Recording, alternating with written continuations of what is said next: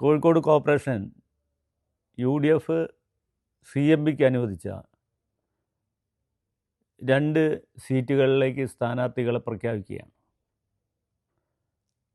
KV പ്രജീഷിന് Naduvattam ward number 51-ലും ward number 60 Chalappuram V Sajeev ഇനിയും പ്രഖ്യാപിക്കുകയാണ്.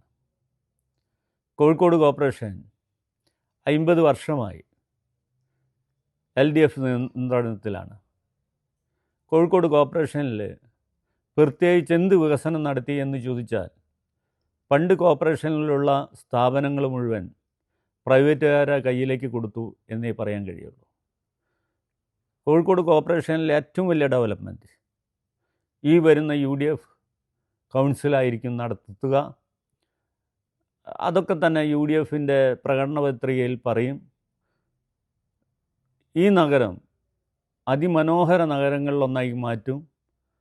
ഇവിടുത്തെ ചെറുപ്പക്കാർക്ക്, ഇവിടുത്തെ പാവപ്പെട്ടവർക്ക്, ഇവിടുത്തെ സ്ത്രീകൾക്ക് ഒക്കെ തന്നെ വലിയ ഡെവലപ്മെൻറ്റ് നടത്തും. അതാണ് UDF ആലോചിച്ചുകൊണ്ടിരിക്കുന്നത്. UDFൻ്റെ ഈ സ്ഥാനാർത്ഥികളെ പൂർണ്ണമായും വിജയിപ്പിച്ചു തരണമെന്ന് അഭ്യർത്ഥിക്കുകയാണ്. നിങ്ങളുടെ എല്ലാവിധ സഹായ സഹകരണങ്ങളും പ്രതീക്ഷിക്കുക.